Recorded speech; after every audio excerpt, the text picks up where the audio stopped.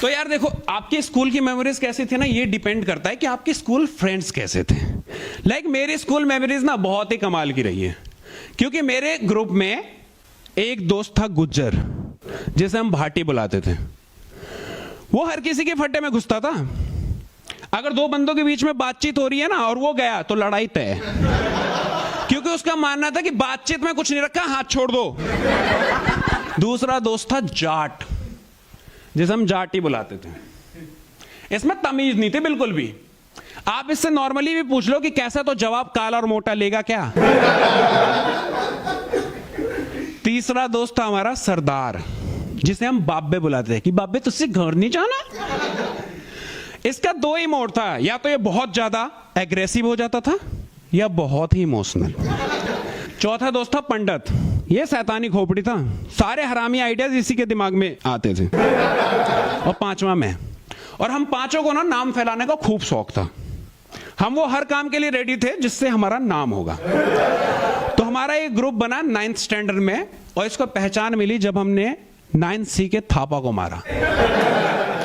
भाई साहब, थापा 6 फुट लंबा चौड़ा इंसान।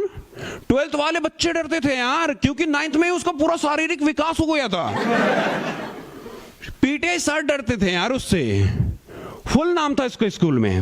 वो एक बार हमारे क्लास में डस्टर लेने आया, जिस डस्टर की जिम्मेदारी हमें इंग्लिश वाली मैम दे के गई थी, क्योंकि वो मैम हम सबकी क्रश थी।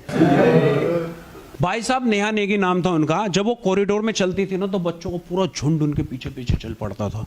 खुले बाल रखती थी यार, मुंह को छू के जाता था। हाय हाय, उनको देख के ना बैकग्राउंड में गाना चलने लगता था कि तुमसे मिलके दिल का है जो हाल, क्या कहे। छोटे छोटे बच्चे फिदा थे यार, जिनको ये नहीं पता था कि मैडम अगर उनसे सेट हो गई तो करेंगे क्या।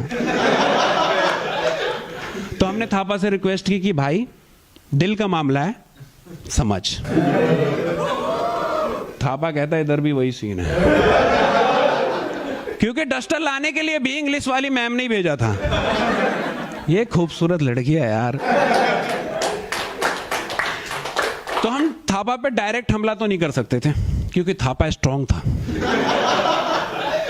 तो वो डस्टर लेके जैसे ही मुड़ा, जाट ने अपना ब्लेजर निकाला, उसके मुंह को ढक के उसके गर्दन को बाजुओं से पकड़ लिया, और हम चारों उस पर टूट पड़े। लेकिन थापा बहुत स्ट्रांग निकला। उसने अपने बाजुओं का ऐसे हिलाया, हम चारों 4 कोने में सेट। पूरी क्लास हंसने लगी हम पे। फिर मैंने जैसे ही देखा, ज्योमेट्री में मुझे वो डिवाइडर का भाई दिखा। अरे क्या कहते हैं यार उसको, जैसे डिवाइडर के 1 लिंग होते हैं ना, उसके 2 लिंग होते हैं।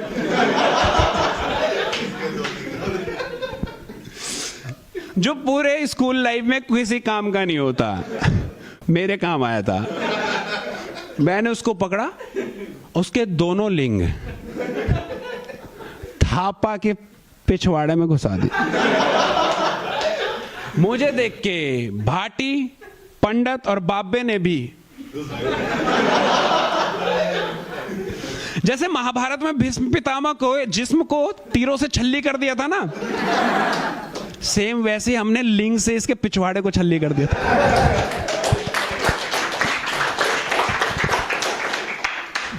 उसके बाद जो थापा चीखा और खून की धार फेंकता हुआ कॉरिडोर से भागा,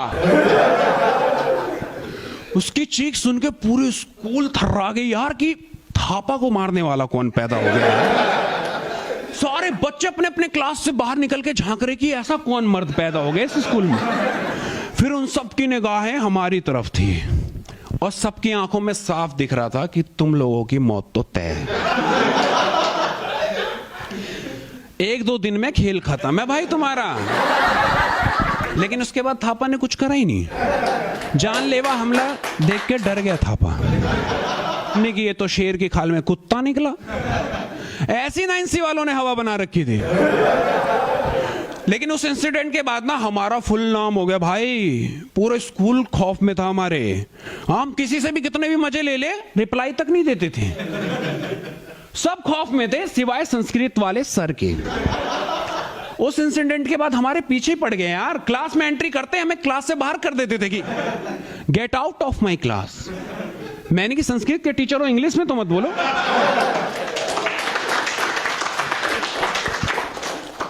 लेकिन डेली डेली यही सीन यार। अब बच्चे ना हम पे हंसने लगे, कहते हैं सही फाड़ते हैं यार संस्कृत वाले सर, इसकी जरूरी भी है।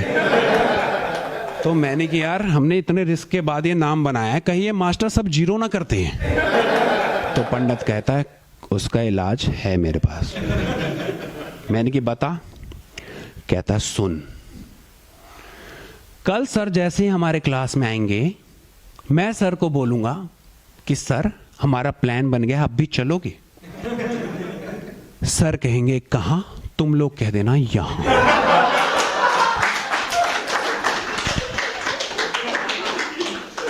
सर की हो जाएगी फुल बेइज्जती और लोगों को समझ में आ जाएगा हमसे टकराने का नतीजा। और अब ये चूतियापा लग रहा है, उस समय हमने पंडित का सर चूम लिया था कि इतना खतरनाक आइडिया आया कैसे। फिर नेक्स्ट डे जैसे ही संस्कृत वाले सर हमारे क्लास में आए, और इससे पहले वो हमें क्लास से बाहर जाने के लिए बोलते हैं, पंडित ने मुस्कुरा के पूछा कि सर हमारा प्लान बन गया, आप भी चलोगे? सर कहते हैं कहां ले जाओगे मुझे? हम सब ने कहा यहां। पूरी क्लास पागलों की तरह हंसने लगी। सर की हो गई ऐतिहासिक बेइज्जती। अब सर को समझ ही नहीं आ रहा कि करना क्या है यार, पनिशमेंट देना है क्या करना है, क्योंकि एक्सपेक्ट नहीं किया था। कभी डस्टर उठा रहे हैं, कभी पानी पी रहे हैं। फिर उनको याद आया कि अच्छा पनिशमेंट देना है। तो उन्होंने सुनाया तालिबानी फरमान कि अब तुम पांचों जून जुलाई की कड़कती धूप में ग्राउंड के बीच में सूरज की तरफ मुंह करके खड़े रहोगे, वो भी पूरा हफ्ता। हमने की कोई बात नहीं, क्योंकि जो कांड किया उसके लिए सजा बहुत कम था। हमने खुशी खुशी सजा कबूल कर ली। लेकिन हमारा वो कांड बहुत तेजी से वायरल होने लगा भाई साहब। 1 घंटे में तो पूरे स्कूल के बच्चों को पता चल गया था। अब वो आपस में खेल रहे हैं कि चलेगा कहां? यहां। अबे तू भी तो वहीं रहता है ना, कहां? यहां। मतलब जिस सवाल के जवाब में कहां आए उसको यहां पहुंचा दे। तो 2-3 दिन के अंदर ना हमारा कांड आसपास के स्कूल, कॉलोनी, मोहल्ले, हर जगह वायरल हो गया था। सब ऐसी मजे ले रहे थे। और हमें सर ने पनिशमेंट दी थी, बाबे उसमें भी मजे ले रहा है। वो ऐसे धूप में खड़ा है, सूरज की किरणों से अपने टट्टे गरम कर रहा है।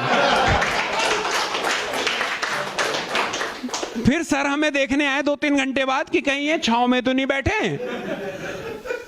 तो जैसे ही आए, बाबा कहता है सर आप अंडे खाते हो क्या?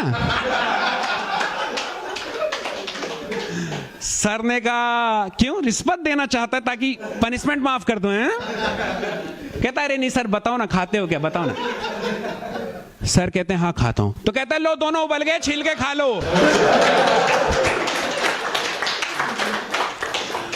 उसके बाद सर हो गए पागल गुस्से से। उन्होंने